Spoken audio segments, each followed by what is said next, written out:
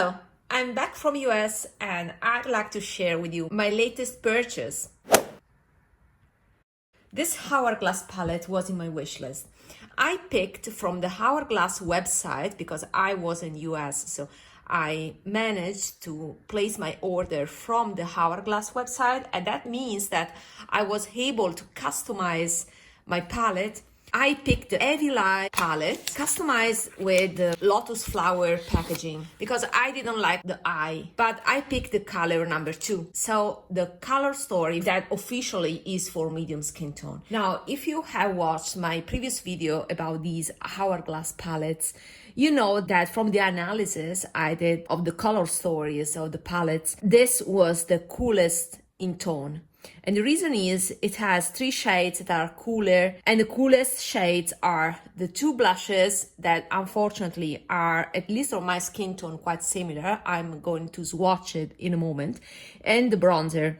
Now, as you may notice, when I opened the palette, I was surprised. The reason is that the blush is swapped with the bronzer, but I like this arrangement to the point that I picked this palette with the potting in my mind. But I like how the palette is arranged for the moment, so I won't touch it. I like the fact that the bronzer is next to an ambient powder. When I use bigger bronzer brushes, if there's a blush next to it, the risk is to, corrupt the color by mixing it with the blush. While in the case I mix the bronzer with the ambient lighting powder, then it's inoffensive. It doesn't get weird on the cheeks because there's no color here.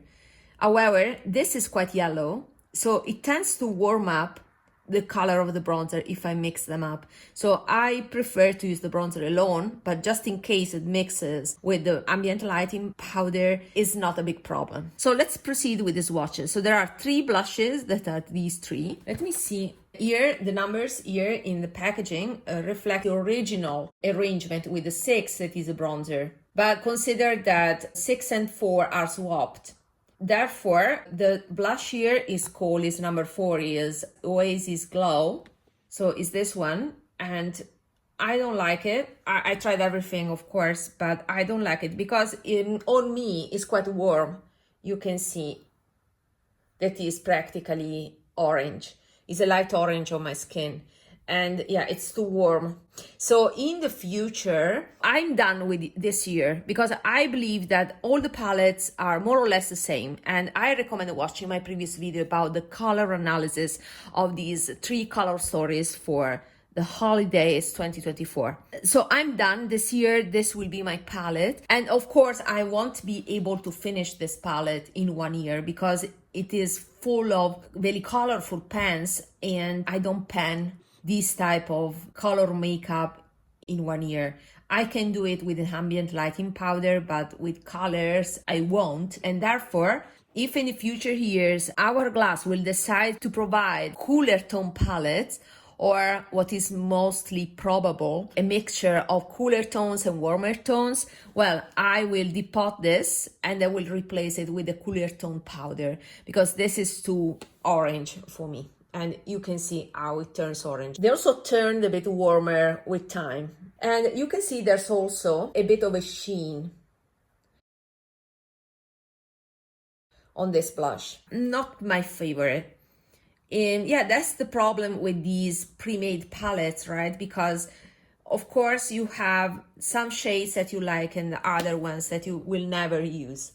This is the highlighter. Let me see how it's called. It's number 2 Rose Gold Strobe Light. And I know that for me is too dark, but still it's a rose gold. It's a warm pink. It's a pink with golden reflects.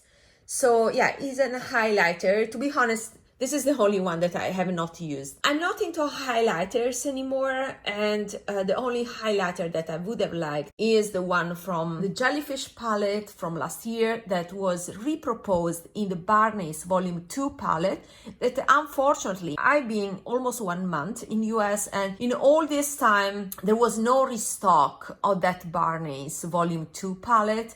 So unfortunately I missed it. No way I'm gonna order it when it becomes available from the Hourglass website because shipping costs, customs makes the palette cost double the price, and I'm not willing to spend double the price. I will just wait for next year, hoping that they will propose again that shade of highlighter. This is definitely yellow on me. It's a nice shade, but not for my skin tone that is neutral leaning cool. Let me see, the ambient lighting powder. This is also, as I said, is quite yellow. Yeah, you don't see it a lot on my skin, but I can definitely see how yellow it is. So on the face, yeah, it warms up quite a bit the colors. So these three are the three shades that I like the least, and they are the warmest shades. Let's proceed with the coolest shades. So we have the two blushes that I will swatch side by side.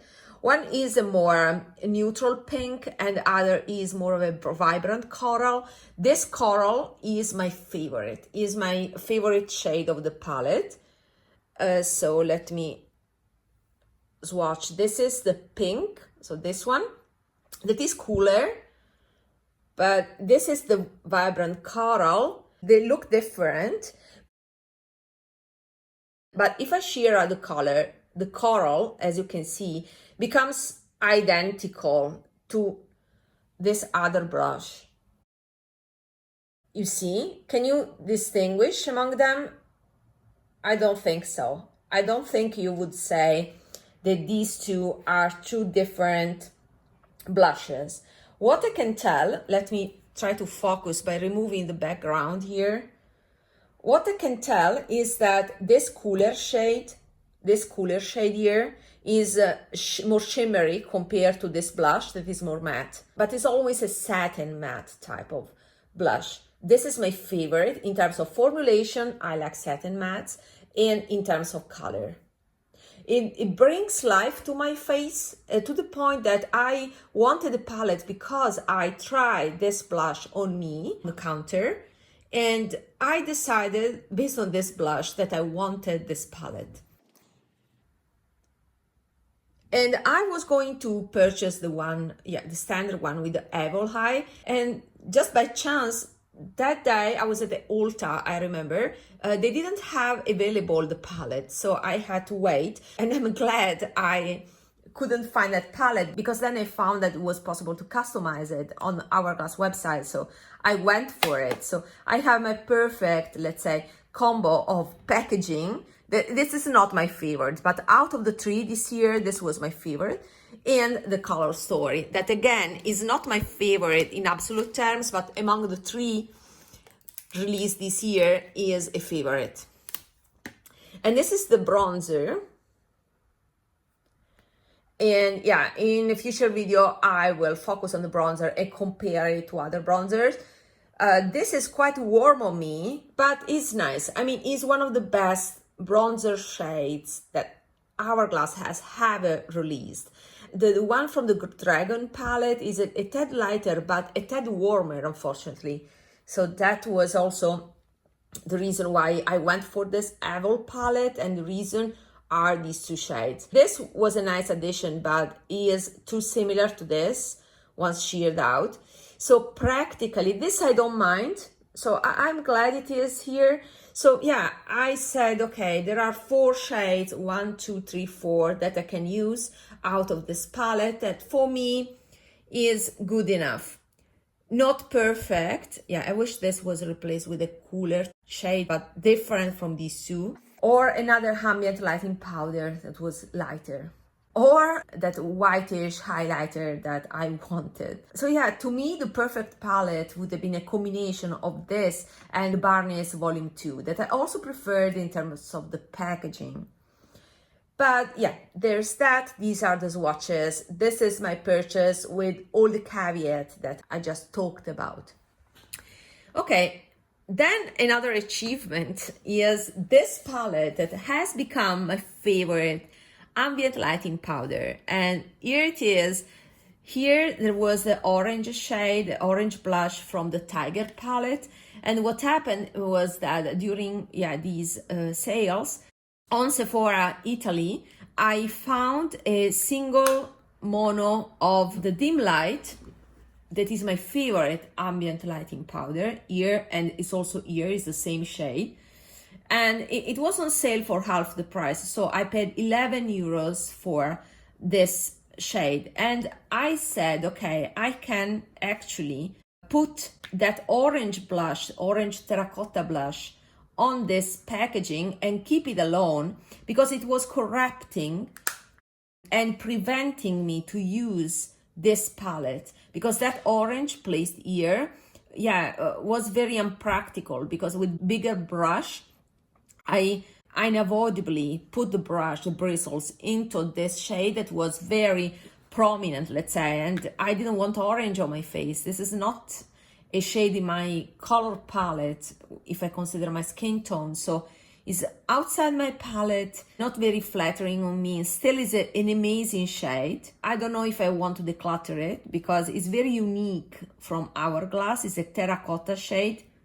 You see, orange, it's practically orange. Now, if I put it here, everything will look cooler.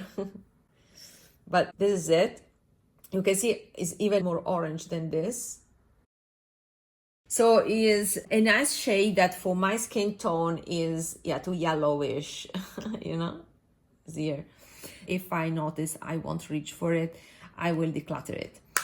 But the great point is that finally I have an entire palette of ambient lighting powders. And the best thing is that I can, modulate the tone of the powders. If I want more yellow, I will go here. If I want a cooler and lighter tones, I will go here. So this will be my winter side. This will be my bronzer, winter bronzer, and or summer side. So I think this is a perfect arrangement, and I wish Hourglass would allow us to customize a 6-pen palette like this with shades we want.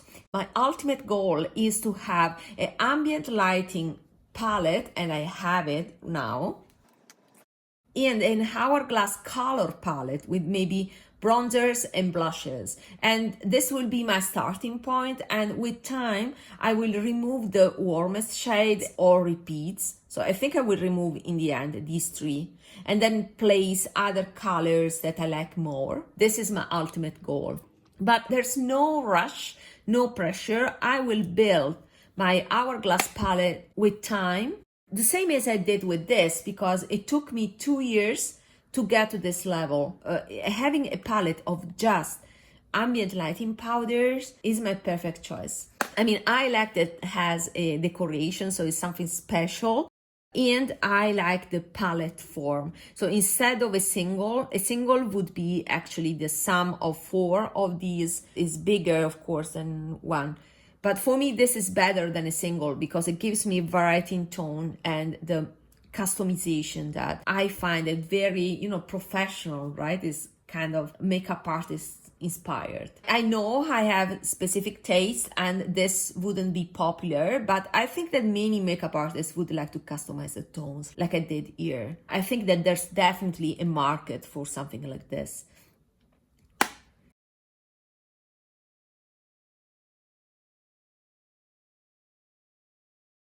I'm just doing that, but I think you can notice a little bit of difference in the undertones, and then there's